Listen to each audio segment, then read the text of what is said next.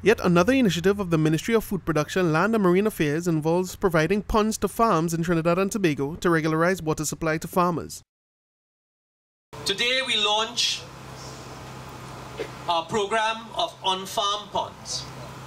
The Ministry of Food Production, Land and Marine Affairs has committed and is committed within the next 4 months to put down 250 farm ponds in Trinidad and Tobago. Minister the Honorable Vasant Barath reminded the audience what happened in early 2010 with the weather situation. In the early part of last year we had significant drought because there was no rainfall, and as a direct result the price of food went up. Followed 2 months later by significant rainfall, which resulted in massive flooding in Trinidad and Tobago. Both extremes of climate had the same result. The price of food went through the roof. The minister pointed out that regularizing water supplies would make agribusinesses more efficient in their delivery of products to end users. We have a live and captive market if only we can harness the agricultural sector and harness it to be efficient, harness it to be productive, harness it to make sure that when we say that we're going to deliver X amount of tomatoes on Monday morning at 9 o'clock, it arrives at Monday morning at 9 o'clock in the size and the quality that is required by the end users. In his presentation, the minister also mentioned that his ministry will bring respect back to the agricultural sector. There's no doubt that there's renewed interest in food production in Trinidad and Tobago. There's renewed interest in the agricultural sector. When we said in our manifesto earlier last year, when we fought the elections, that we will restore respect to farmers and to the farming community, we meant every single word of it.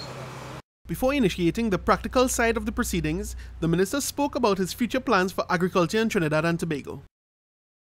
I want to tell you also that in addition to the on-farm ponds that we are launching here today, the 250 of them, I want to also tell you that this is not the end of it. This is the start of it.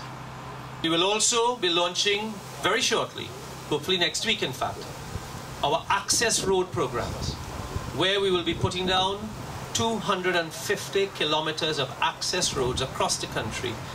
We have also committed to putting down some very large pumps on the bank of the Caroni River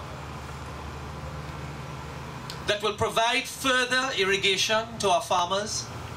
In fact, hundreds of farmers will benefit. We intend in the medium term to put down what we call community ponds. And work has already started in identifying areas where community ponds will be put down to ensure that farming communities, whole farming communities, have access to water. And in addition to that, our new incentive program that will be out very shortly, within a week or so, will be available to the public, will now have in it an incentive for those farmers to put down their own ponds, whereby the ministry will pay a minimum of 75% of the cost of those farm ponds for you. It is clear that these kinds of initiatives hold value in terms of immediate employment, but also has scope for downstream employment, for example, backhoe mechanics.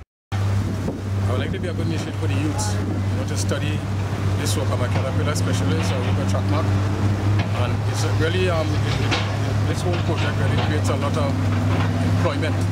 So we're going to get a little more involved in this system, in this solar system.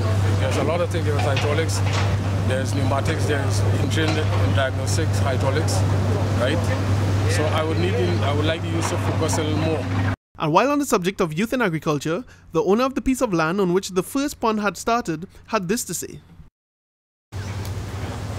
Well, working with youths, you gotta have a lot of patience.